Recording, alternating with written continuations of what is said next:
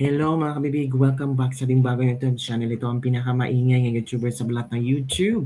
Ako si Kabibig, maglabag-labag na tao with evidence na ko. Uminit ang ulo ni VP Sara dahil sa mga fake news na pinapakalat, disinformation laban sa kanya. Nako, talagang tinarget ni VP Sara ang isang news channel, kundi ang Billionaire News, kung saan nag-post sila ng maling impormasyon. Habang si Madriaga daw di umano mga kabibig, nagpaawa effect. Mayroon pang post na, please pray for Madriaga. Ano ba naman yan? Anong drama na naman yan, mga kabibig? Bagman daw di umano ito ni VP Sara. Paano nagkaroon ng bagman si VP Sara? Ay, ewan ko kabibig. Uy, kung ano-ano mga ginagawa lang script ba?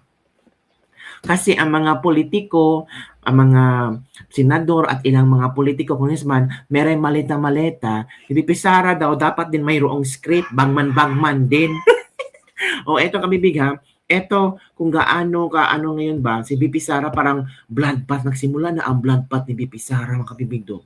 Talagang pinapatulan na niya lahat. Ito kabibig oh. Ito yung disinformation. Hala. Oh, bilyonaryo, di ba? Bilyonaryo to o BNC, Billionaire News Channel. Oh. Madriaga was never my aide, friend, employer, or staff member, sabi ni VP Sara.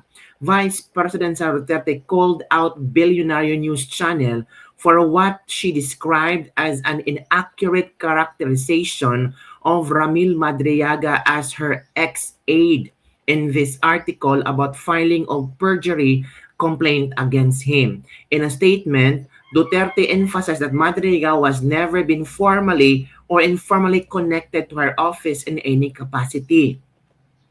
Madriaga as my ex-aide or bagman are inaccurate and misleading.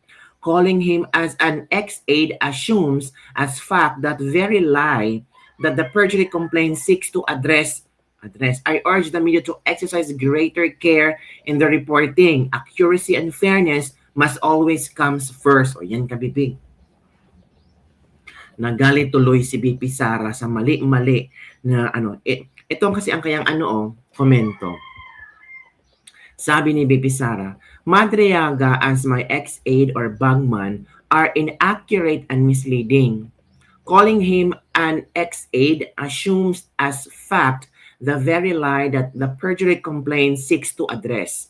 He was never my aide, friend, employee, or a member of my staff in any capacity. The only person who knows him is Attorney R. Kilala of ISIP Pilipinas. Oh, I urge the media to exercise greater care in the reporting. Accuracy and fairness must always comes first. From Zara Z. Duterte, Vice President of the Philippines. So yun na ha. Nagsimula na si BP Sara, kaya na-call out na niya ang mga media na mali-mali ang mga tawag dito, mga reporting nyo. O, hinay-hinay lang kayo media ha. Baka naku po, alam niyo naman si BP Sara ngayon, di ba? Nagsabi na siyang tatakbo sa 2028. So mag-ingat-ingat kayo na hindi kayo ma-fake news mga kabibig. Yan, ang ating busy presidente. Hindi yan hindi na yan magpapapigil na. Oh, 'di ba? Hindi na yan mapapapigil kung ano ang kanyang nalaman, kung ano ang dapat sa publiko, yun na. Oh, ito kabibig ha. Ito yung interview kahapon kasi sabi ni VP Sara hindi siya magpapa-interview regarding sa perjury case niya para kay Ramil Madriaga. So, ang binigyan niya binigyan lang niya ng karapatan na sumagot sa mga questions ng media ay ang kanyang lawyer. So ito yung lawyer niya na si Attorney Panelo na mag-a-answer sa mga questions ng media. Let's listen to this one. Pwedeng kahinahayaan kasi pwedeng hindi sila natatakot na magsinungaling, maggumawa ng kwento, sumira ng buhay. Pwede naman niya i-delay na lang din ulit. Sabi mo kanina, dinedelay lang naman niya yung VP Sara before niya, hindi nag-file ng case. Bakit nag-file ng case? Timing sa mga impeachment hearings. Kasi noon kasi ang paniniwala niya, katulad din ng paniniwala ni Pangulong Duterte noon na karapatan ng tao na mag-file ng kaso. So hayaan na lang. Pero pagka hinahayaan kasi, pwedeng hindi sila natatakot na magsinungaling, maggumawa ng kwento, Yun pala. sumira ng buhay. Ngayon, dinidikit nila ngayon sa impeachment. Ang kahulugan nun or ang possible consequence nun is, for example, subvert yung will of the people. Kasi gusto mong tanggalin ang isang duly elected official ng bansa. So, tanggap ni VP Sara na duty niya, obligasyon niya na harapin to at panagutin si Madriaga. Yan, mas maganda yan, VP Sara. Panagutin si Madriaga. Yun ang napakaganda na binahagi mo sa amin na panagutin yan si Madriaga. Para ano, ito Sa tao na kung kaya kami na maipapakita na namin finally sa tao na kung gaano ka politically motivated itong mga impeachment complaint na ito. No, I think this is a perfect opportunity to show to the people how politically motivated tama. these impeachment complaints are, because they are based on a worthless testimony from an untrustworthy source, Correct. like Madriaga. It shows that the complainants and those pushing for the impeachment did not fact check or did a background check on Madriaga and his claims, and that's why they claim that his testimony is the smoking gun, quote unquote, for the impeachment against VP Sara. So yun ang pinapatunayan nun. At masaya kami na maipapakita na namin finally sa tao na kung gaano ka politically motivated itong mga impeachment. Pero ang Kongreso naniwala kay Madriaga pero hindi naniwala sa 18 ex-Marines. Di ba?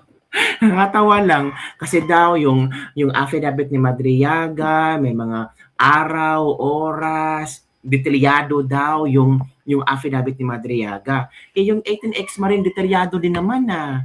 Detalyado kung sino nabigyan, kung magkano ang ibinigay, kung anong oras, kung saang lugar, kung anong bahay.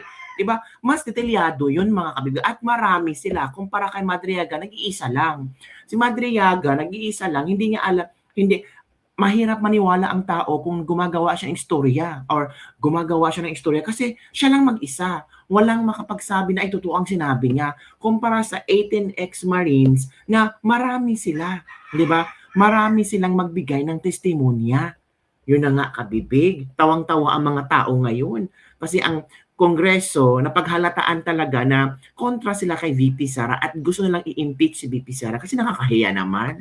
Na-impeach na yun yung una, tapos pangalawa, hindi yung kayo ma-impeach. So panindigan yun talaga yan. Yung mga bank statement, yung mga salin, yung mga Madriaga, hanggang maubos na ang mga ano nyo. Pero the Vice President is also ready sila to counter all these allegations. Nakahanda na ang defense team ni VP Sara.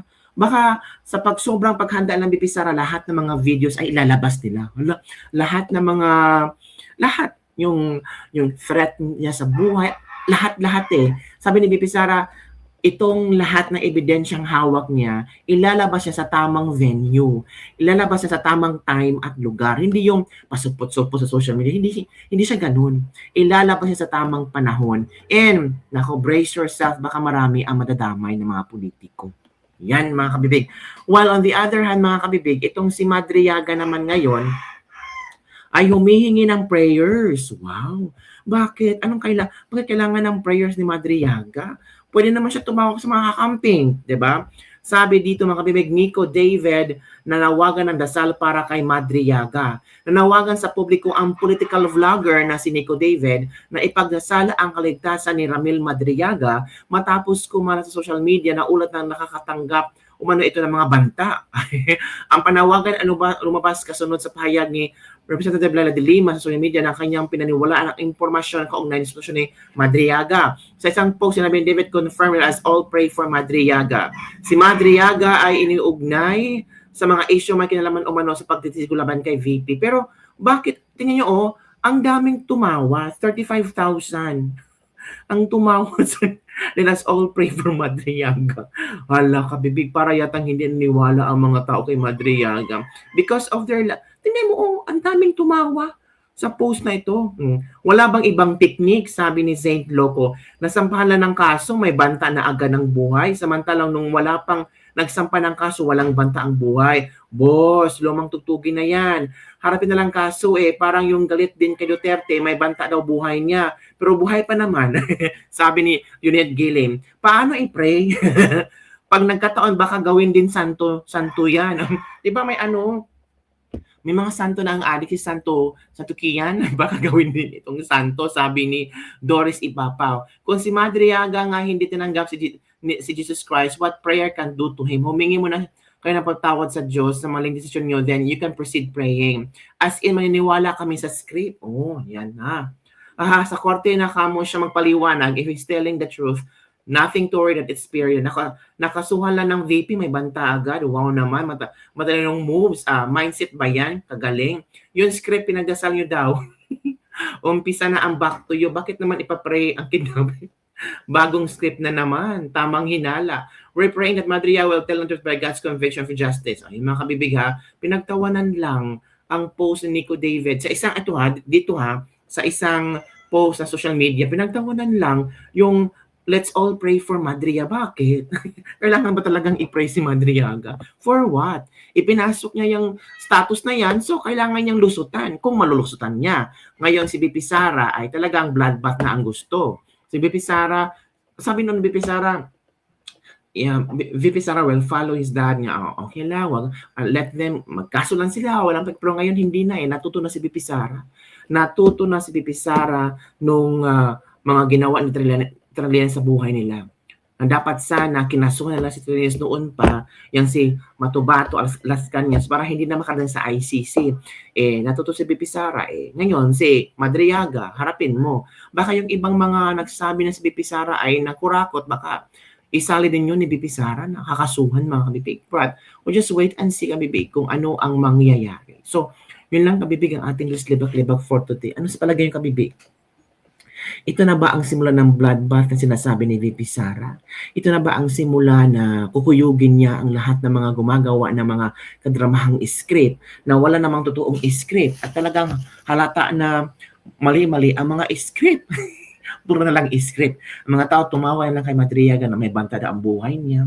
Timing talaga, no? After nagsampa si VP Sara ng kaso kay Madriaga, agad-agad, pinakita na, daw, si Madriaga may banta ang buhay, ipag-pray na, bakit na may pag-pray? So, yun lang kabibig ang ating libak-libak for the day. Don't forget to like, subscribe, and share this video para sa mga trending news na ating pag-usap-usapan. Kaya kabibig, saan ka maniniwala? Kay Madriaga or kay VP Sara? Sino ang may kredibilidad? Sino ay ang may marami nang napatunayan? Nako po, yun na kabibig, mag-isip kayo.